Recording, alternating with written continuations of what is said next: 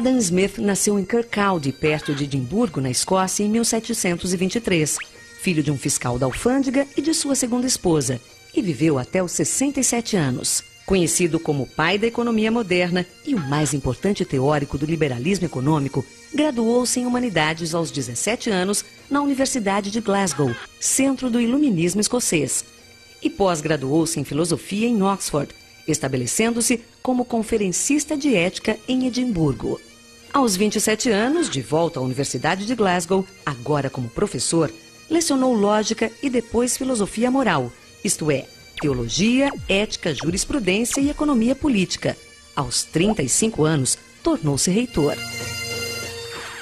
No seu círculo de amizades, convivia tanto com James Watt, engenheiro escocês que viabilizou a máquina a vapor, propulsora da Revolução Industrial, como com David Hume, filósofo escocês, ou ainda com os experientes mercadores do comércio colonial, que o atualizavam sobre economia na prática.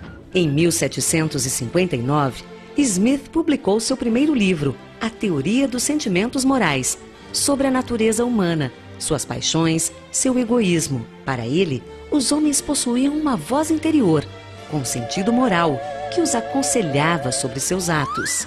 Convidado a ser tutor do Duque de Buccleuch no ano de 1763, Smith levou-o a estudar em Toulouse, Genebra, Londres e Paris, onde conheceu os iluministas e suas ideias de liberdade, que inspirariam a Revolução Francesa e a independência dos Estados Unidos.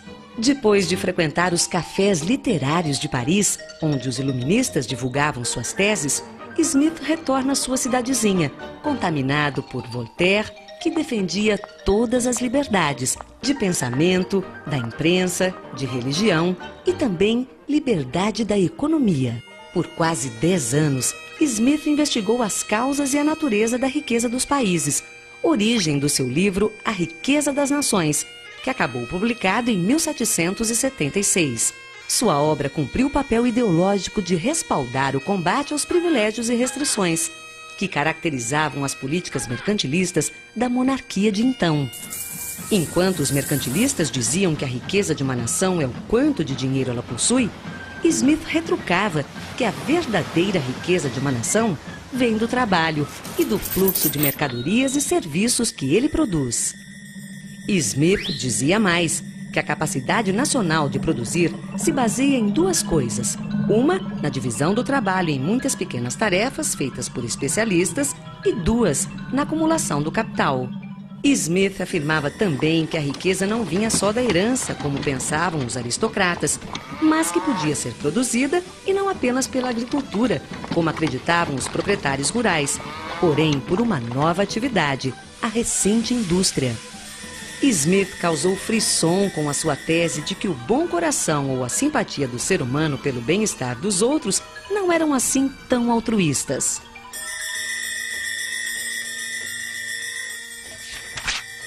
Não é da benevolência do açougueiro, do cervejeiro e do padeiro que esperamos o nosso jantar, mas da consideração que eles têm pelos próprios interesses.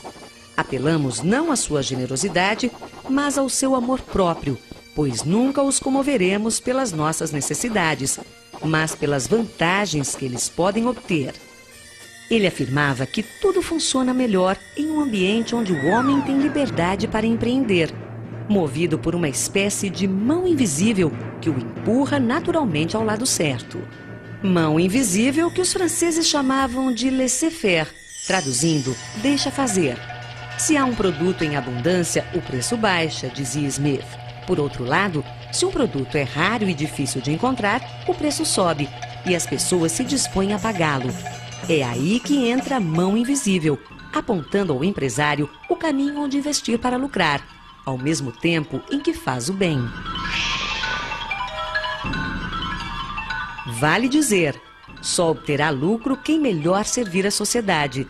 Vencer a concorrência não requer apenas a venda pelo menor preço, mas também a criatividade, as invenções que aperfeiçoam os produtos, os serviços e as artes. Smith defendia a livre competição e a não interferência do Estado no mundo dos negócios. Ao Estado, ele dizia, cabe manter a ordem, proteger o patrimônio, construir obras de infraestrutura e cuidar da educação. Todo indivíduo está continuamente se esforçando para achar o emprego mais vantajoso para o capital que possa comandar. É sua própria vantagem, de fato, e não a da sociedade que ele tem em vista. Mas o estudo de sua própria vantagem, naturalmente, ou melhor, necessariamente, leva-o a preferir aquele emprego que é mais vantajoso para a sociedade. Ao longo do século XX, o pensamento econômico teve duas correntes principais. O economista americano e prêmio Nobel Milton Friedman, que se posicionou a favor do laissez-faire e do livre mercado, e o economista britânico John Keynes, que defendeu o fim do laissez-faire e a intervenção do Estado na economia.